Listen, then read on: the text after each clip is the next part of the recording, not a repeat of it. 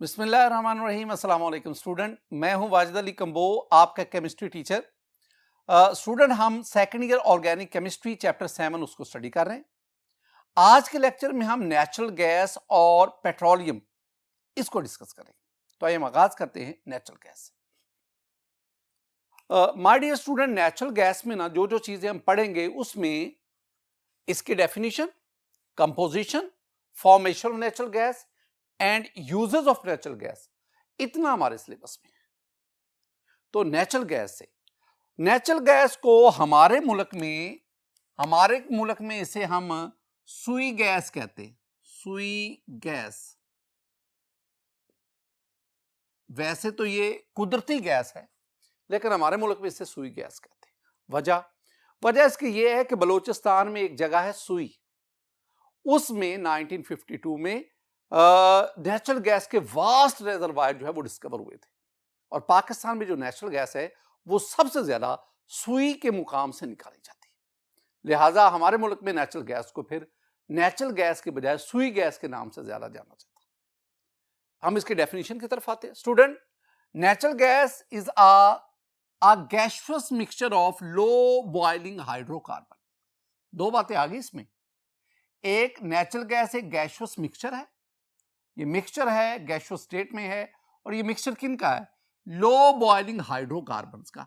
Hydrocarbon पहले भी मैं आपसे डिस्कस कर चुका हूं कि हाइड्रोकार्बन HC, हाइड्रोकार्बन कहते हैं कि ऐसे compound which consist of carbon and hydrogen only. तो ऐसे कंपाउंड जो कार्बन और हाइड्रोजन पर मुश्तमिल हों उन्हें हम कहते हैं हाइड्रोकार्बन। और नेचुरल गैस में कौन से हाइड्रोकार्बन है? लो boiling hydrocarbon, I mean methane, ethane, propane, butane. ये मैंने हाइड्रोकार्बन बोले हैं, अल्केन हैं। और इनमें कार्बन एटम मीथेन में 1, ईथेन में 2, प्रोपेन में 3, ब्यूटेन में 4। कार्बन एटम की तादाद कम होने की वजह से इनका मोलेकुलर मास कम है और यूं इनका बॉइलिंग पॉइंट कम है। ये गैसियस स्टेट में एग्जिस्ट करते हैं। तो लो बॉइलिंग हाइड्रोकार्बन, उन पर मुश्तमिल gaseous mixture, that is called the natural gas. हमारे मुल्क में इसे सुई गैस कहते हैं। और एक और इंपॉर्टेंट बात, नेचुरल गैस में जो मेन कंपोनेंट्स है वो है मीथेन। मीथेन को हम क्या लिखते हैं? CH4। तो natural gas it is mainly composed of methane. जो हाइड्रोकार्बन सबसे ज्यादा नेचुरल गैस में मौजूद है वो मीथेन है, CH4 है। माय डियर स्टूडेंट, जब हम नेचुरल गैस को केमिकली रिप्रेजेंट करते हैं ना तो हम CH4 लिख देते हैं। और केमिकल रिएक्शन के दौरान जब हम केमिकल इक्वेशन लिखते हैं तो नेचुरल गैस को हम CH4 यानी मीथेन से रिप्रेजेंट करते हैं। एक और बात ध्यान में रखें कि natural gas this one is a gaseous fossil fuel. अब याद रखना, हमने कोल को, नेचुरल गैस को और पेट्रोलियम को फॉसल फ्यूल कहा था। उसमें कोल जो है वो सॉलिड फॉसल फ्यूल है, पेट्रोलियम लिक्विड फॉसल फ्यूल है, और natural gas this one is the gaseous fossil fuel. और दूसरी बात, this one is a source of organic compound. तो ऑर्गेनिक कंपाउंड की एक बहुत बड़ी तादाद हम नेचुरल गैस से हासिल करते हैं। Composition, student, natural gas is mainly composed of CH4, methane. और कहा जाता है कि इसमें मीथेन जो है, नेचुरल गैस में जो मीथेन है ये 85 to 95% है। ये क्या मतलब 85 to 95? इसका मतलब है place to place natural gas जो हम हासिल करते हैं उसमें मीथेन की अमाउंट जो है वो वेरी करती है। बाज़ जगहों से जो नेचुरल गैस हासिल की जाती है उसमें मीथेन 85%, बाज़ में 87%, 88%, मैक्सिमम 95% नेचुरल गैस में मीथेन मौजूद है। मीथेन के साथ साथ नेचुरल गैस में स्टूडेंट आपके पास ईथेन है, C2H6, this one is called ethane. C3H8, this one is called propane. C4H10, this one is called butane. तो मेन हिस्सा मीथेन का है मीथेन के साथ साथ ईथेन, प्रोपेन, ब्यूटेन, ये लो बॉइलिंग हाइड्रोकार्बन, ये भी नेचुरल गैस में मौजूद है। माय डियर स्टूडेंट, इसके साथ ही साथ लो बॉइलिंग हाइड्रोकार्बन के साथ ही साथ नेचुरल गैस में कार्बन डाइऑक्साइड, इसमें नाइट्रोजन, इसमें हाइड्रोजन सल्फाइड H2S, और इसमें नोबल गैस में से हीलियम है, नियान वगैरह, वो भी मौजूद हैं, लेकिन ये स्मॉल अमाउंट में, ट्रेसेस में मौजूद है। तो आपको कंपोजिशन ऑफ नेचुरल गैसेस को समझना होगा। Formation very simple, natural gas is formed by the decomposition of dead organic matter. It is formed by the decomposition of organic matter. Organic matter, ये हम पहले भी पढ़ चुके हैं, कोल में भी हमने पढ़ा, पेट्रोलियम में भी जाके हम पढ़ेंगे। तो हम क्या कहते हैं कि वेजिटेशन और एनिमल्स, प्लांट्स और एनिमल्स, ये मरने के बाद they get buried under the earth surface, high pressure, high temperature, bacterial action और एब्सेंस ऑफ एयर, एनारोबिक, ये तमाम चीजों की वजह से ये जो dead organic matter that converts into coal, that converts into natural gas, that converts into petroleum, और ये जो तमाम फॉसल फ्यूल्स हैं ये सेडिमेंट्री रॉक्स के नीचे, यानी अर्थ सरफेस के नीचे मौजूद हैं in the form of deposits. Natural gas या तो पेट्रोलियम वेल्स, जो पेट्रोलियम डिपॉजिट्स हैं उसमें पेट्रोलियम के ऊपर ये एग्जिस्ट करती है, या ये अकेले तौर पे भी पाई जाती है। तो जो पेट्रोलियम के साथ नेचुरल गैस पाई जाती है उसे हम कहते हैं एसोसिएटेड नेचुरल गैस, और जो अकेली नेचुरल गैस डिपॉजिट से हासिल की जाती है that is called non associated natural gas. Usage, student, natural gas is a big source of energy, particularly the third world countries like Pakistan, जहां पे there is a deficiency of the production of mineral oil or coal. तो उन मुमालिक में this one is a cheaper source of energy, this one is a clean source of energy. इसके क्या क्या uses है? कुछ यूजेस हमारी टेक्स्ट बुक में लिखे हुए हैं, मैं उन्हीं का ही जिक्र करूंगा। हमारी टेक्स्ट बुक में लिखा हुआ है कि it is used as for power generation stations, जो बिजली पैदा करने वाले यूनिट्स हैं उसमें नेचुरल गैस इसका भी इस्तेमाल किया जाता है। दूसरा हमारे पास आ गया, it is used in cement and fertiliser industry, खाद बनाने वाले और सीमेंट बनाने वाली जो फैक्ट्रीज हैं उसमें इसको। It is used in industry as general fuel in industry, it is used as domestic fuel, ये डोमेस्टिक फ्यूल के तौर पर भी इस्तेमाल, घरों में जलाने के लिए डोमेस्टिक फ्यूल, ये घरों में लाइटनिंग के लिए भी इस्तेमाल होता है, इस हीटिंग के लिए भी इस्तेमाल होता है, कुकिंग पर्पस के लिए भी इस्तेमाल होता है। स्टूडेंट, इसके साथ ही साथ आपने ना CNG सुना होगा, LNG और मैं NG, ये तीन चीजें लिख देता हूं। NG I mean natural gas जिसको हम स्टडी कर रहे हैं, CNG compressed natural gas, LNG liquefied natural gas. Actually ना अगर कंपोजिशन देखें ना तो ये एक ही चीज है, सिर्फ और सिर्फ डिफरेंस जो आ रहा है ना वो उनकी फिजिकल स्टेट्स में आ रहा है, कंप्रेशन में आ रहा है। नेचुरल गैस जो आम टेम्परेचर प्रेशर पे घरों में हम यूज करते हैं, CNG कंप्रेस्ड नेचुरल गैस, ये ऑटोमोबाइल्स में इस्तेमाल होती है।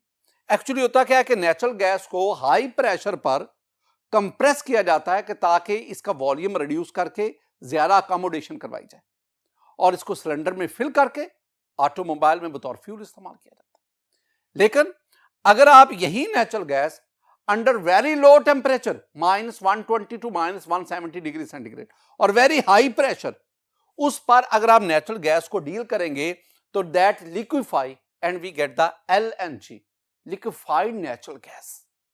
ये जो लिक्विफाइड नेचुरल गैस है ये भी इंडस्ट्री में इस्तेमाल होती है, ये भी पावर स्टेशन में इस्तेमाल होती है। इसका भी अब इसका इस्तेमाल बहुत तेजी से बढ़ रहा है।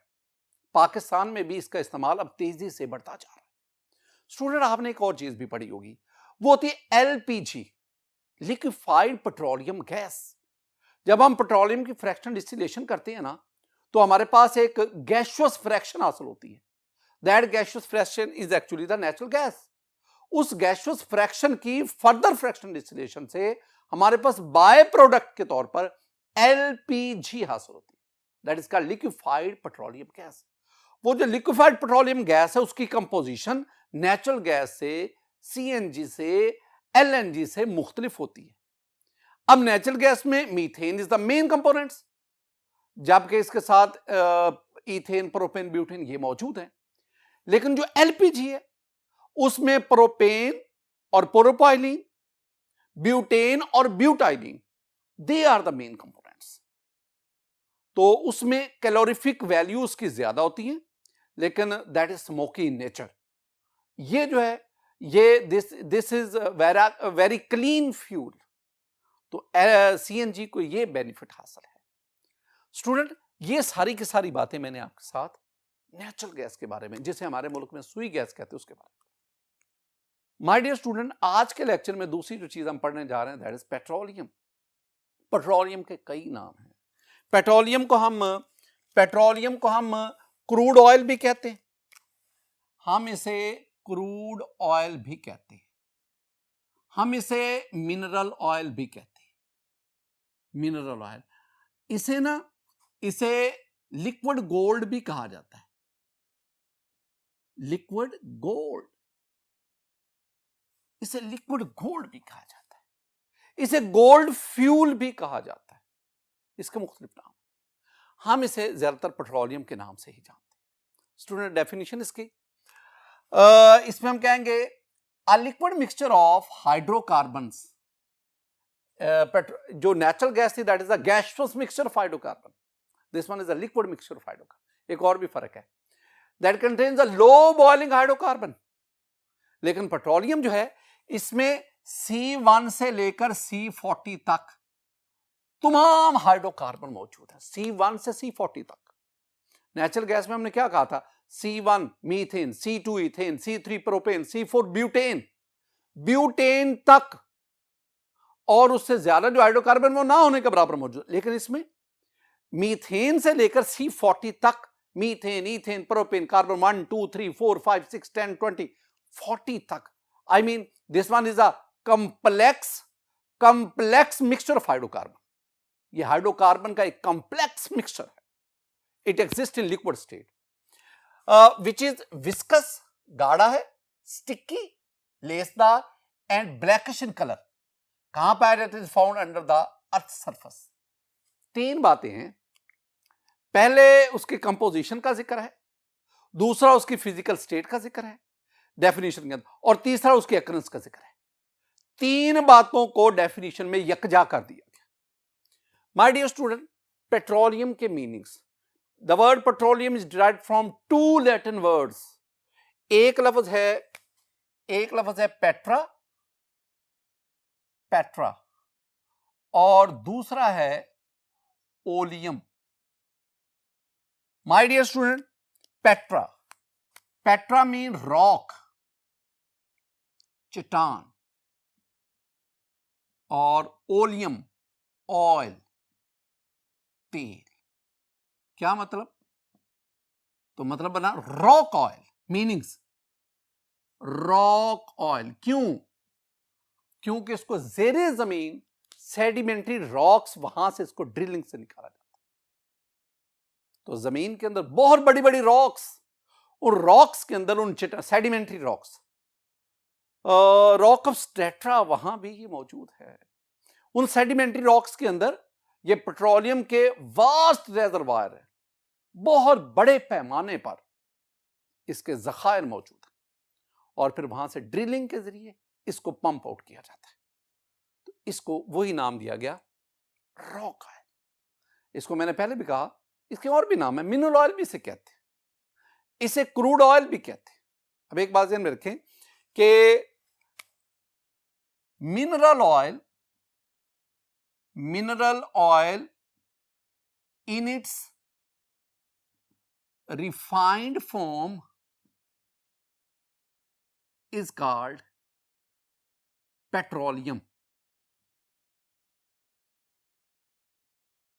ये जो मिनरल ऑयल है, जब इसको आप रिफाइंड फॉर्म में ले आते हैं तो हम उसे क्या बोल देते हैं? पेट्रोलियम। यानी मिनरल ऑयल से अगर आप इंप्योरिटीज सेपरेट कर लो, जो मेजर इंप्योरिटीज, तो फिर कंपोजिशन, ये आपको वैसे मैं समझा रहा हूं, हमारी बुक में कंपोजिशन नहीं डिस्कस है, लेकिन मैं समझाना चाह रहा हूं कि आपको पता चले कि ये जो क्रूड ऑयल है, ये जो मिनरल ऑयल है, ये जो पेट्रोलियम है, ये किन किन चीजों पर कुछ। Mainly student, it is composed of hydrocarbons. और ये हाइड्रोकार्बन जो है ये स्ट्रेट चेन फॉर्म में भी है, स्ट्रेट चेन में भी है, ब्रांचिंग में भी है, साइक्लोअल्केन में भी, साइक्लोअल्केन, और कुछ एरोमेटिक ऑर्गेनिक कंपाउंड्स भी इनमें मौजूद है। इस किस्म के ऑर्गेनिक, इस किस्म के हाइड्रोकार्बन जो है वो पेट्रोलियम में मौजूद है। स्टूडेंट, साथ ही साथ ना पेट्रोलियम के अंदर जो है वो वाटर वेपर्स हैं, वाटर वेपर्स, इसमें सल्फर कंपाउंड्स हैं, सल्फर कंपाउंड्स हैं, इसके अंदर सैंड पार्टिकल्स हैं, सैंड, इसके अंदर वेरियस मेटल्स हैं, कई किस्म की मेटल्स वो इसमें मौजूद है। इसमें ट्रैप्ड एयर है, और एयर के अंदर आपको पता है ऑक्सीजन, नाइट्रोजन, ये डिफरेंट गैसेस मौजूद है। ये तमाम के तमाम, अब ये वाले जो है ना वाटर वेपर, सल्फर कंपाउंड्स हैं, दीज आर इंप्योरिटीज प्रेजेंट। इन इंप्योरिटीज को इससे सेपरेट किया जाता है। जब सेपरेट करेंगे तो आपके पास जो एक ब्लैकिश लिक्विड हासिल होता है, that blackish liquid is called the petroleum. Student, अब हम ना फॉर्मेशन ऑफ पेट्रोलियम इसकी बात करते हैं। फॉर्मेशन ऑफ पेट्रोलियम के बारे में मैं आपको बताता चलूं, it is thought to be formed by, यानी petroleum is formed by slow chemical and biochemical decomposition of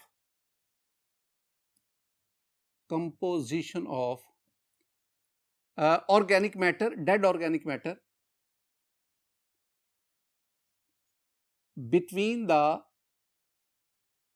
that is found between the sedimentary rocks। ये, और यही बातें हमने ना नेचुरल गैस और कोल के बारे में कही, कोई बात हम पेट्रोलियम के बारे में कह रहे हैं कि आज से लाखों करोड़ों साल पहले जो सी प्लांट्स थे, सी एनिमल्स थे, डाई होने के बाद they buried under the surface, high pressure, high temperature, bacterial action, absence of air, इन तमाम फैक्टर्स ने उनको पेट्रोलियम में, मिनरल ऑयल में कन्वर्ट कर दिया। और अब ये सेडिमेंट्री रॉक्स के अंदर रेजरवायर की सूरत में मौजूद है। जब इनको निकाला जाता है तो this one is the thick blackish liquid and which is called the mineral oil और क्रूड ऑयल। ये सेंटेंस आपने स्टूडेंट इसको देखना। स्टूडेंट, नेक्स्ट हमारे पास आ गया fractional distillation of petroleum. Petroleum की फ्रैक्शनल डिस्टिलेशन, इसमें कुछ बातें, डिस्टिलेशन क्या है, डिस्टिलेशन, मैं डिस्टिलेशन आपको समझाना चाहता हूं कि डिस्टिलेशन हम किसे कहते हैं। मेरे पास ये एक मिक्सचर है, this one is the mixture, my dear student, this one is the mixture of 2 और मोर कंपोनेंट्स। अब इन कंपोनेंट्स को मैं मिक्सचर से सेपरेट करना चाहता हूं, तो किसी मिक्सचर से कंपोनेंट्स की separation, that is called the distillation. Distillation कई तरीकों से होती है। डिस्ट्रक्टिव डिस्टिलेशन, लास्ट लेक्चर में हमने कोल की डिस्ट्रक्टिव डिस्टिलेशन पढ़ा, steam distillation, vacuum distillation, fraction distillation, और भी कई किस्म की। अब फ्रैक्शनल डिस्टिलेशन क्या है? फ्रैक्शनल डिस्टिलेशन होता है कि आप ना, अगर आप इसकी डेफिनेशन समझे किसी मिक्सचर के कंपोनेंट्स को सेपरेट करना on the basis of difference in their boiling points, यानी किस बेस पर? On the basis of difference in their boiling points. तो कंपोनेंट्स के बॉइलिंग पॉइंट में डिफरेंस की बुनियाद पर आप उनको मिक्सचर में सेपरेट करते हैं, and this process called fractional distillation. इसका मतलब है कि ये जो पेट्रोलियम है, पेट्रोलियम बजाते खुद किसी काम का नहीं है। अगर आपके पास ये क्रूड ऑयल, मिनरल ऑयल जिसे हम पेट्रोलियम कहते हैं मौजूद है, ये किसी काम का नहीं है जब तक आप इसकी फ्रैक्शनल डिस्टिलेशन करके इसके मुख्तलिफ फ्रैक्शन हासिल नहीं करें। वो जो फ्रैक्शन है, they are valuable fuels and they are also used in the petrochemical industry. उनसे वेरियस टाइप्स ऑफ प्रोडक्ट बनाई जाती है, लेकिन वो कब बनती हैं? जब आप पेट्रोलियम की फ्रैक्शनल डिस्टिलेशन करते हैं। तो जब हम पेट्रोलियम की स्टूडेंट हम फ्रैक्शनल डिस्टिलेशन करते हैं, एफडी कह रहा हूं, इससे हमारे पास वेरियस फ्रैक्शंस हासिल होती हैं, वेरियस फ्रैक्शंस। यहां आपके पास नेचुरल गैस हासिल होती है, इसके साथ ही आपके पास लिक्विफाइड पेट्रोलियम गैस, वो भी बाय प्रोडक्ट के तौर पर आती है। आपके पास यहां पे पेट्रोलियम ईथर आता है, पेट्रोलियम ईथर। आपके पास यहां पे नेफ्था है, नेफ्था। आपके पास यहां पे गैसोलीन है, गैसोलीन जिसे हम पेट्रोल कहते हैं। स्टूडेंट आपके पास यहां पे कैरोसिन ऑयल जिसे हम जेट फ्यूल, आपके पास गैस ऑयल जिसे हम डीजल, और भी कई। ये हर एक जो हिस्सा है ना, हर एक को हम कहते हैं फ्रैक्शन। इसका मतलब है पेट्रोलियम की फ्रैक्शन डिस्टिलेशन से मुख्तलिफ फ्रैक्शंस हासिल होती हैं। These fractions are very useful. इन फ्रैक्शंस की मजीद फ्रैक्शन डिस्टिलेशन करें, आपके पास प्योर ऑर्गेनिक कंपाउंड हासिल होते हैं। इसीलिए तो हम कहते हैं कि petroleum is the source of organic compound. लेकिन हम इन फ्रैक्शंस के हुसूल तक बात करेंगे। Student, fraction distillation of petroleum और फिर ऑयल रिफाइनरीज इन पाकिस्तान, ये फ्रैक्शन डिस्टिलेशन जहां होती है उसे हम ऑयल रिफाइनरी कहते हैं। तो इन दोनों को हम डिटेल से डिस्कस करते हैं। तो आइए हम इसको डिटेल से डिस्कस करते हैं। My dear student, fraction distillation of petroleum, पहले मैं आपको एक बहुत आसान तरीके से समझाता हूं, वेरी सिंपल वे। उसमें आप देखें, मेरे पास ये एक टेस्ट ट्यूब है, it is provided with a side tube. ये जो टेस्ट ट्यूब है, इस टेस्ट ट्यूब में मैं ये ग्लास वूल लेता हूं और उसके ऊपर मैं क्रूड ऑयल, मिनरल ऑयल जिसे आप पेट्रोलियम कह रहे हैं, उसको ले लेता हूं। ये जो साइड ट्यूब है, इसके साथ में एक कलेक्टिंग ट्यूब लेता हूं। This one is collecting tube number 1।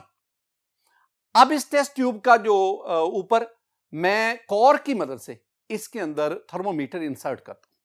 ये मेरे पास अपरेटस सेटिंग आ गई। मैं पहले काम क्या करता हूं? पहला काम मैं ये करता हूं कि मैं इस टेस्ट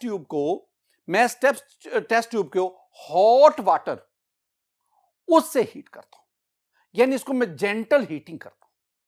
जब आप इसको जेंटली हीट करेंगे तो आप देखेंगे कि इस क्रूड ऑयल के अंदर जो लो बॉइलिंग हाइड्रोकार्बन्स हैं, लो बॉइलिंग हाइड्रोकार्बन्स जिनमें कार्बन चेन की लेंथ छोटी है, 1 2 3 4 कार्बन मौजूद हैं, लो बॉइलिंग हाइड्रो जो हाईली वोलेटाइल है, हीट मिलने पर दे विल एवेपोरेट, और एवेपोरेट होकर वो साइड ट्यूब में कंडेंस होंगे और हमारे पास कलेक्टिंग ट्यूब नंबर 1 इसमें इकट्ठे होते जाएंगे, कंडेंस होकर लिक्विड फॉर्म।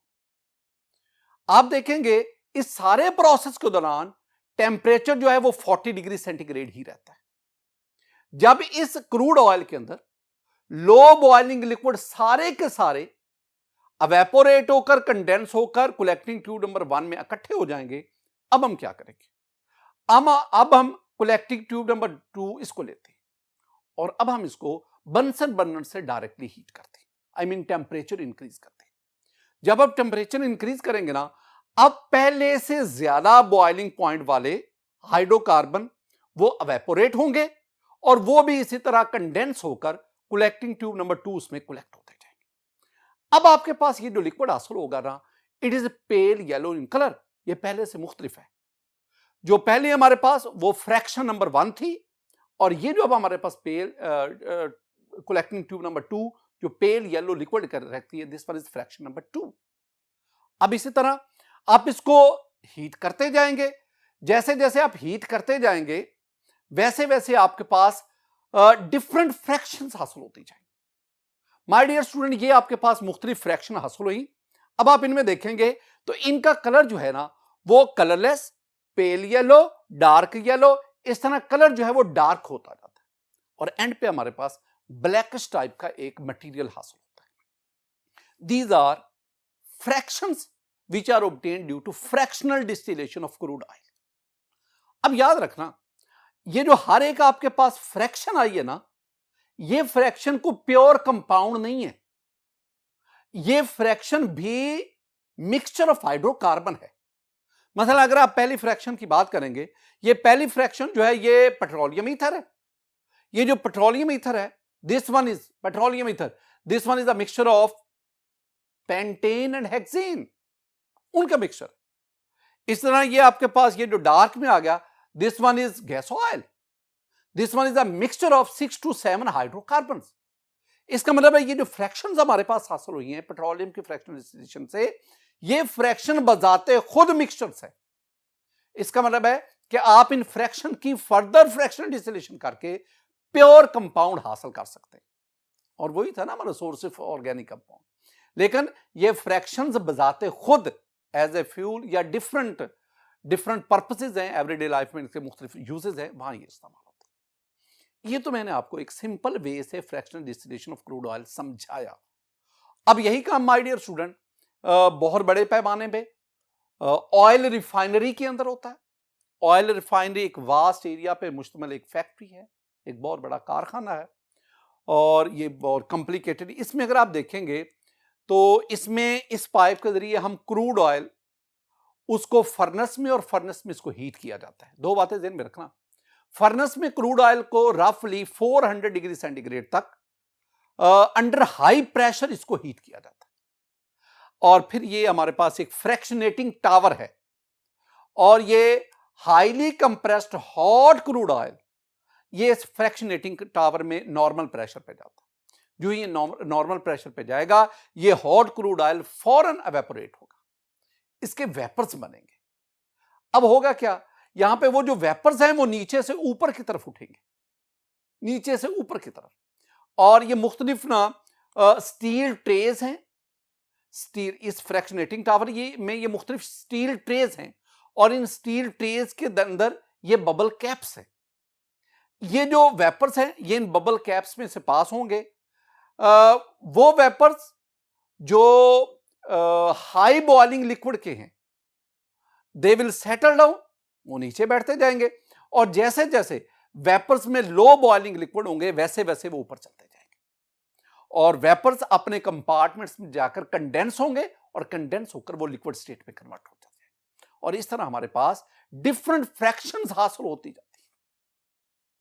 अब अगर आप सबसे ऊपर की तरफ इस फ्रैक्शनेटिंग टावर के बिल्कुल ऊपर की तरफ देखेंगे, तो ऊपर की तरफ आपके पास highly volatile I mean low boiling hydrocarbon वो कलेक्ट होंगे, और इसके बिल्कुल नीचे की तरफ जो है वो हाई बॉइलिंग पॉइंट वाले और मोर विस्कस हाइड्रोकार्बन, उनकी फ्रैक्शंस हासिल होंगी। यानी ऊपर जो हाइड्रोकार्बन जो फ्रैक्शंस कलेक्ट हुई, उनमें मौजूद हाइड्रोकार्बन में कार्बन एटम उसकी तादाद कम है, लेकिन जैसे जैसे आप नीचे आएंगे तो वैसे वैसे हाइड्रोकार्बन में कार्बन चेन की लेंथ इंक्रीज करती है, और सबसे नीचे आपके पास सबसे ज्यादा सबसे बड़ी कार्बन चेन लेंथ वाले हाइड्रोकार्बन मौजूद है।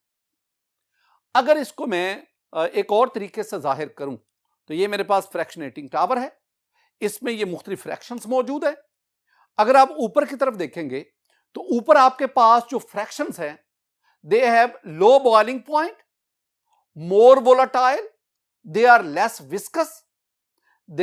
विस्कस, यानी इजीली फ्लो करते हैं।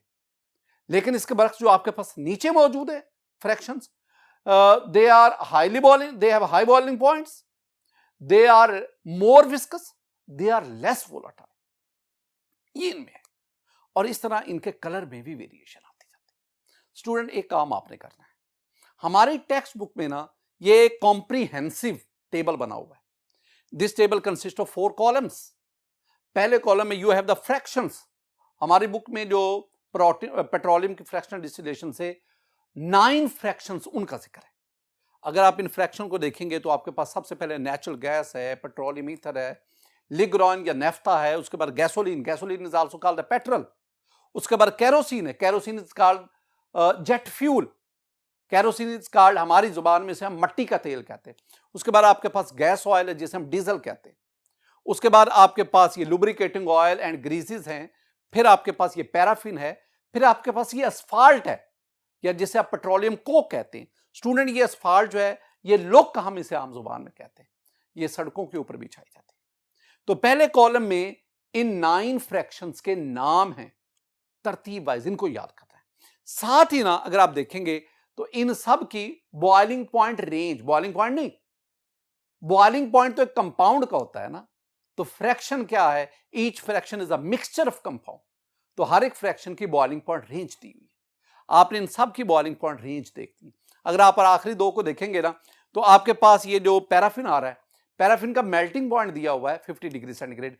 मेल्टिंग पॉइंट होता है सॉलिड का, इससे ऊपर जो है उनका बॉइलिंग पॉइंट दिया हुआ है, और लास्ट में आपके पास जो असफाल्ट है उसके आगे वो सिंपली सॉलिड लिखा हुआ। स्टूडेंट तीसरा जो कॉलम आएगा that is the composition of each fraction. इसको आपने बड़ी एहतियात से देखना है कि हर फ्रैक्शन में कौन कौन से हाइड्रोकार्बन मौजूद हैं, तो हर एक के बारे में ये डिटेल लिखी हुई है। और लास्ट पे अगर आप इसमें इस डिटेल को मैं फर्दर अगर आपके साथ शेयर करूं तो स्टूडेंट पहले आपके पास जो नेचुरल गैस है इसमें 4 हाइड्रोकार्बन है, मीथेन, ईथेन, प्रोपेन, ब्यूटेन। इस तरह पेट्रोलियम ईथर को देख लें, इसके बाद लिग्रोइन है। अगर आप गैस गैसोलीन को देखें जिसे हम पेट्रोल कहते हैं, तो गैसोलीन में C4H10 से लेकर C13H28 तक, यानी C4 जिसे हम कहते हैं butane, C5, C6, C7, C8, C9, 10, C11, C12, C13, ये तमाम हाइड्रोकार्बन्स मिलकर ये मौजूद किस में है, गैसोलीन में है, पेट्रोल में। लेकिन पेट्रोल में जो हाइड्रोकार्बन ज्यादा तादाद, ज्यादा अमाउंट में, ज्यादा परसेंटेज में मौजूद है वो है C6, C7, C8, I mean hexane, heptane, octane. ये जो है 3, ये ज्यादा परसेंटेज में गैसोलीन आई मीन पेट्रोल में मौजूद है। इस तरह आपके पास केरोसिन है, फिर आपके पास गैस ऑयल जिसे हम डीजल कहते हैं, उसकी कंपोजिशन भी लिखी। माय डियर स्टूडेंट, जो 4th कॉलम है उसमें इन सब के यूजेस लिखे हुए हैं, कौन सी फ्रैक्शन एवरीडे लाइफ में ये कहां इस्तेमाल हो रही, आपने इन सबको स्टडी करना। स्टूडेंट इस पूरे टेबल को आपने अच्छी तरह याद करना है। बाज़ दफा ना शॉर्ट आंसर क्वेश्चन इसके बारे में आता है कि write down any 3 fractions of petroleum along with their boiling point range and their composition।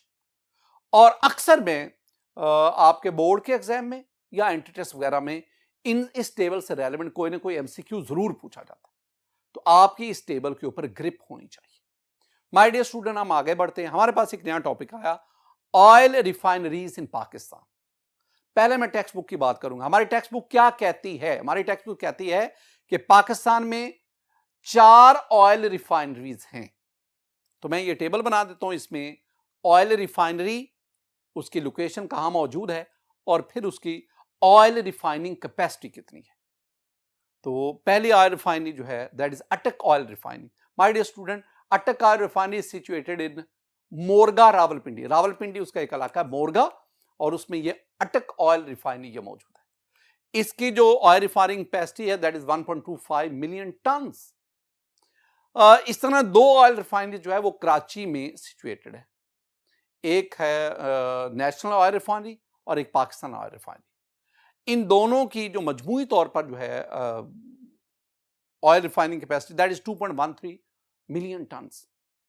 पार्को के नाम से, पाक अरब ऑयल रिफाइनरी, पार्को के नाम से, ये मुल्तान के करीब महमूद कोट वहां पे ये इंस्टॉल है, और ये भी बहुत बड़ी तादाद में ऑयल को रिफाइन कर रही है। ये जो मैंने आपके सामने डिटेल दी ना, ये जो टेबल बनाया, it is according to our textbook. लेकिन जो रीसेंट डाटा मेरे पास आया है ना, उस डाटा के मुताबिक वो भी आपके साथ मैं शेयर करता चलूं। आपने जो याद करना है ना वो यही था जो मैंने अब जो रीसेंट डाटा है जरा वो भी मैं आपके साथ शेयर करता चलूं। माय डियर स्टूडेंट, जो रीसेंट डाटा हमारे पास है उसके मुताबिक ओगरा की तरफ से, उसके मुताबिक पाकिस्तान में 7 ऑयल रिफाइनरीज हैं, 7 ऑयल रिफाइनरीज। इसमें पहले आपके पास ये पार्को है, मैं पहले भी जिक्र कर चुका हूं कि पार्को जो है ये महमूद कोट नियर मुल्तान, वहां पे ये इंस्टॉल है और इसकी जो कैपेसिटी है वो 4.5 मिलियन टन है, 4.5। इसके बाद हमारे पास ये एक बाइको है, ये हब में है, इसकी भी कैपेसिटी लिखी हुई है। कराची में 3 हैं, कराची में 3 है, एक ये national oil refinery, Pakistan oil refinery और एक ये इनार है। इन सब की आगे ना ऑयल रिफाइनिंग कैपेसिटी लिखी हुई है। इस तरह नेक्स्ट हमारे पास ये आ गया, जैसे पहले भी मैंने जिक्र किया, हमारे पास ये है अटक ऑयल रिफाइनरी, ये मोरगा रावलपिंडी इंस्टॉल्ड है और इसकी कैपेसिटी क्या है, पहले हमने पढ़ी 1.25, अब ये ज्यादा है। इसका मतलब है कि अब इसमें फर्दर एक्सटेंशन हुई जिससे इसकी ऑयल रिफाइनिंग कैपेसिटी बढ़ गई। स्टूडेंट, इसी तरह ये एक और ढोडक डेरा इस्माइल खां, वहां पे एक ऑयल रिफाइनरी है, उसकी कैपेसिटी भी आपके साथ है।